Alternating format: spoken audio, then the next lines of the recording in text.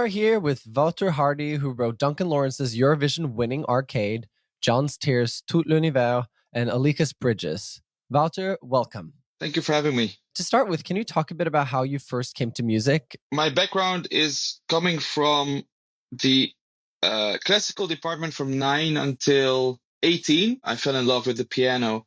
I got a really cheap keyboard and I was just fully addicted to it every day, every night. I played with the radio. I didn't know what to play. It's just by ear, everything. Then I started to do the conservatory in Rotterdam, Code Arts, and played piano there for 1 year and 1 year production. And then I quit because I was so busy with touring. I was playing in Kovacs. I was the musical director, keyboard player, trumpet player, backing vocalist, and I did all the percussion in a big band that was playing from Glastonbury. And then we did a support act for Robbie Williams. And then I started to produce even more on the road. So I brought my laptop and then I thought this is way more fun than just only playing in a band and just waiting until the artist is ready to go on tour again. I quit the band and the publisher, Sony in the Netherlands, was asking me if they could help me with this new adventure of mine. I said, it would be great to meet new vocalists that I can work with. And the first one was Duncan Laurence.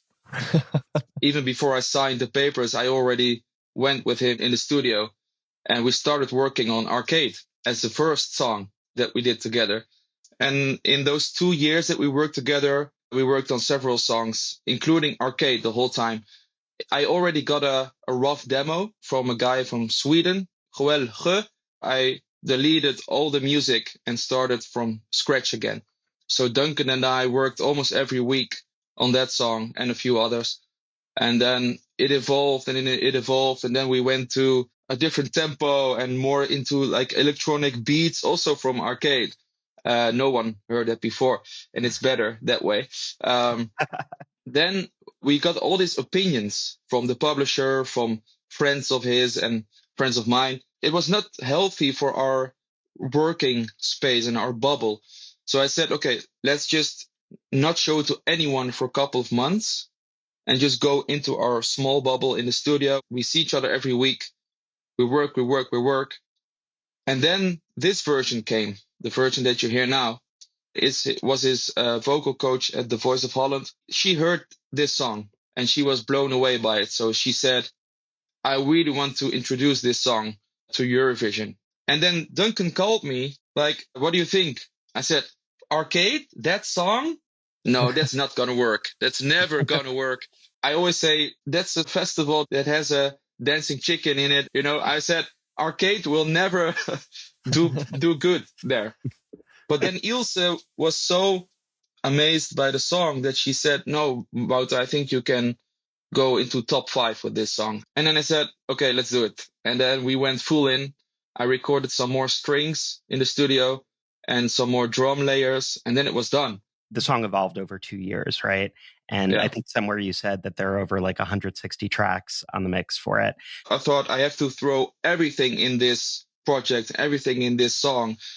So it was an overkill of sounds. It was like crazy beats and a lot of vocal stacks and like way too much. We just lost the song.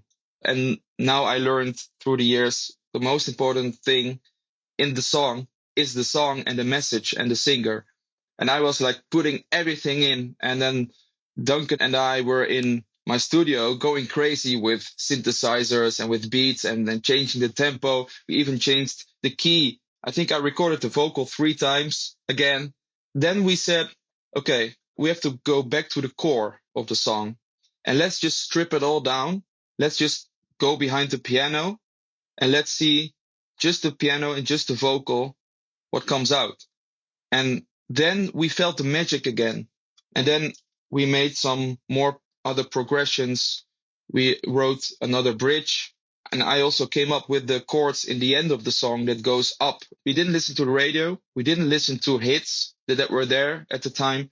We just listened to Hans Zimmer, like film scores. Yeah. Olafur Arnalds from Iceland. I'm a big fan of him. And then we said, okay, this is the vibe we want to go. As a producer, you make a bed that the singer is warm and cozy in, and they can just be on top of it. And I think we managed to do that in the end. The piano of Arcade is a layer of 3 pianos. It's one real piano from the studio. We put this felt cotton between the hammers and the strings. So you have this really small and damped sound that is warm. I found this plugin from Olafur Arnolds actually, and I layered that one because it has a big space around, like really big reverbs, and it was beautiful. And I used that as a layer under the real piano that I played in. And then we came up with the intro, the do do do do do do do.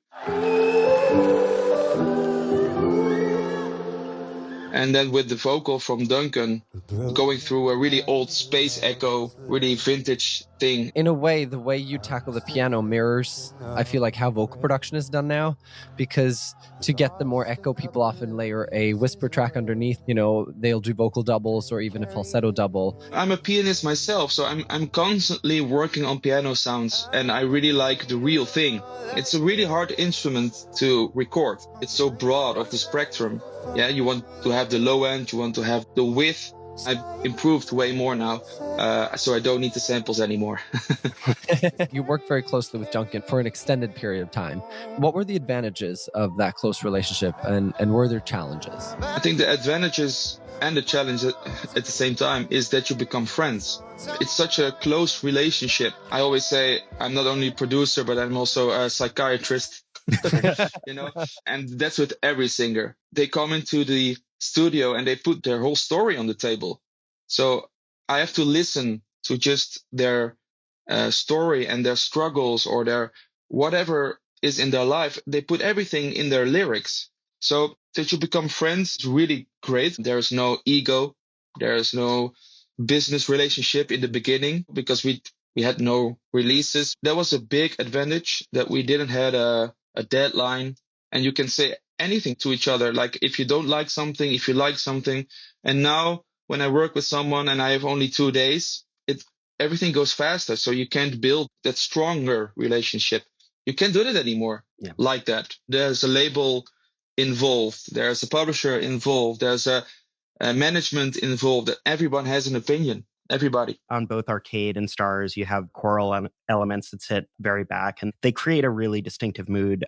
There are no stars in the hills, but still I find myself reaching for them, fighting for them, dying for them. Still, there are no stars in the hills. I remember in that time I was watching Shakir King. I think he's a great producer. He showed a video of him producing the vocals, and they recorded his backing vocals in a bathroom.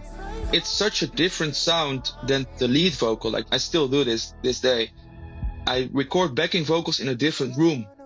So I use room mics. That creates such a different vibe and such a different environment that makes the lead vocal way more clear. I think a lot of people record backing vocals, same mic, same room, super close to the microphone, and then they put a reverb on it. You can get away with it, but if you record backing vocals in a different room, further from the mic, and use the space, then you get the vibe what we did with Arcade. If you hear the big chorus, there's also me in there. Oh, really? That's amazing. Yeah, the low ones is my voice, which is really cool. That intro vocal of Duncan on Arcade, that is the same line as the piano, is recorded that way. It's one mic, really far away in a room, and then put through a vintage echo box. And then you get this really weird, you can't put your finger on it sound. And that's what I like. Having had multiple songs at Eurovision, what are some of the unique challenges of writing a song for Eurovision? Or is your process the same no matter where the song is supposed to end up in the end? Yeah, it's funny because with Arcade, of course, we didn't know that it was going to Eurovision. So it was already there. Then I was asked to go to Switzerland and to work with Gjon Steers. So I went to this writing camp, and it was a beautiful studio where also Rolling Stones worked and Lady Gaga. It was crazy. And I thought, okay, I have to write a Eurovision song. How? The other one went so naturally. And then I thought, okay, write whatever feels good and just don't do it differently than normal.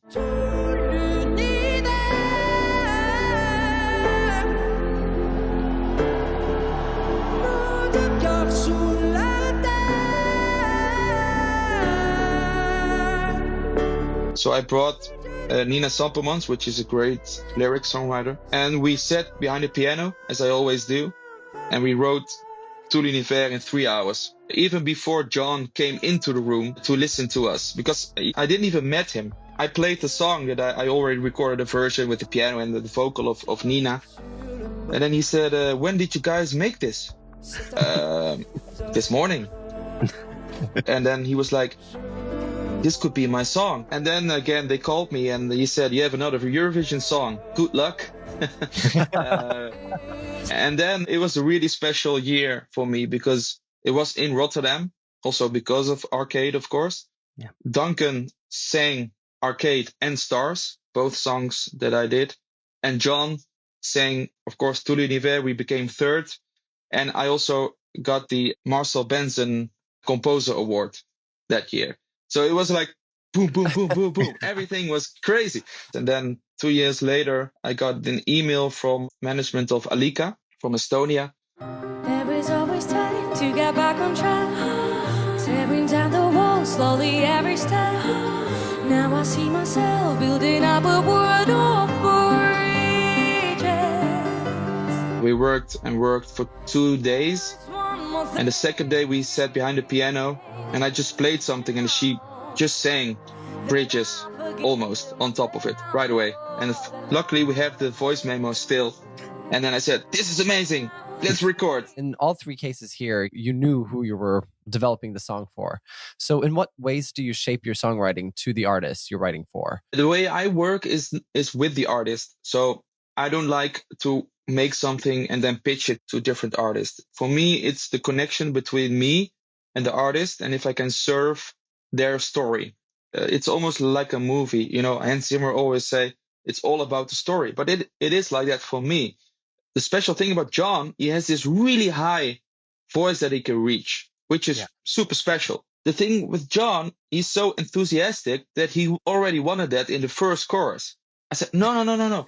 We need to wait. Everyone needs to wait for a big moment. They have this one high note that everyone is like, waiting for. Yeah. And that worked. So we really needed to work towards that moment as much as possible. Just don't give away too much in the beginning. That's also with Arcade. That's why I changed the chords in the end of the chorus and going so high with the vocals as well. And the strings, a lot more strings. With Alika, she also has a great high voice. And we also had a big moment in the end of the song. Because you're both a songwriter and a producer, I'm sort of wondering, is that all one process for you? With the artist, for the first day in the room, I'm just focusing on the song, just the song itself. If they want a ballad, I can sit behind the piano and it's going to be that in the end. But I'm just now working with an amazing artist that is singing soul, bossa nova, and pop together in one blend. Then I'm coming into the studio with a beat already. But what I like is to put a different hat on sometimes, literally. Like that's amazing. If I'm a songwriter, I'm just focusing on the artist. When I'm an engineer, I'm focusing more on producing and getting the sounds right, getting the mix right. You met Jon's Tears at a songwriting camp. What's your experience of those, and how do you think that affects the songwriting process? I don't like it. Yeah. It's just, you have one day for one song, and then you write and try. And then you know that there are other groups and their song is maybe better. I just do my thing everywhere. I'm not going into like a dance thing because it's just not me. And it's funny because I'm in a session with someone who's never did a ballad or whatever, and I just write a ballad with them.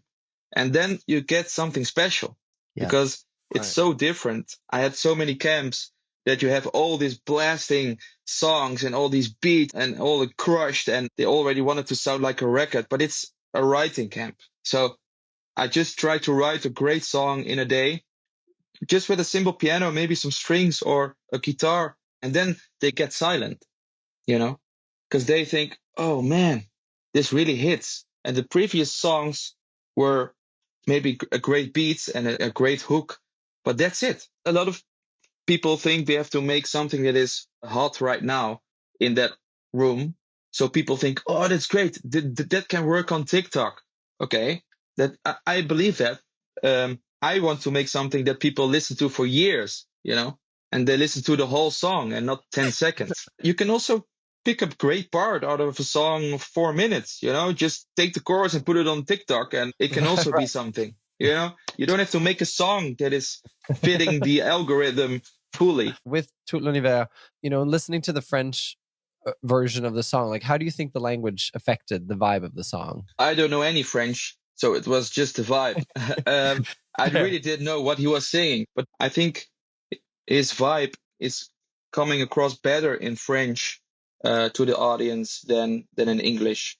He's super French, so you hear that in his English pronunciation. So sometimes it's cool, but he was way more confident recording the French version, and you hear that, and the vibe is sometimes equal as important than the lyrics, because I know a lot of people don't listen to lyrics at all. They had a French sentence in there, I think it was in the verse or whatever, and I said, the meaning is great, but I don't like the sound of it. That sentence doesn't work. And then they changed it, and then I said, yeah, now it feels better for me. Can you talk about what the experience of being at Eurovision as a songwriter was? It's the best job in the world, because you don't have to do anything. You can just enjoy, talk to people, see your song, hear your song. In the green room, you are with really great champagne. It's just a fun night when you're in a stadium and people are singing your song. With Arcade, it was like mind-blowing. That was the first time I had that experience. I just got goosebumps everywhere. And when we won, I cried my eyes out, because it was just such a moment and everyone was singing it. When you look at any other form of televised music competitions, it almost feels like Eurovision is the only one who's successfully been able to really highlight songwriters. They should continue that until the last version of Eurovision, because what I do every day and what we all do every day is so special, but so time consuming. It takes so much of my life as well. And when in the end you don't get the credits for that, of course, from the people around you, it's amazing, but you also want this recognition in the normal world outside the music industry. I think that's a perfect place to wrap up. Wouter, thank you so much for talking to us. Thanks This has been so really much. great. Appreciate it. No problem. Thank you for having me. Thank you. All the mysteries of the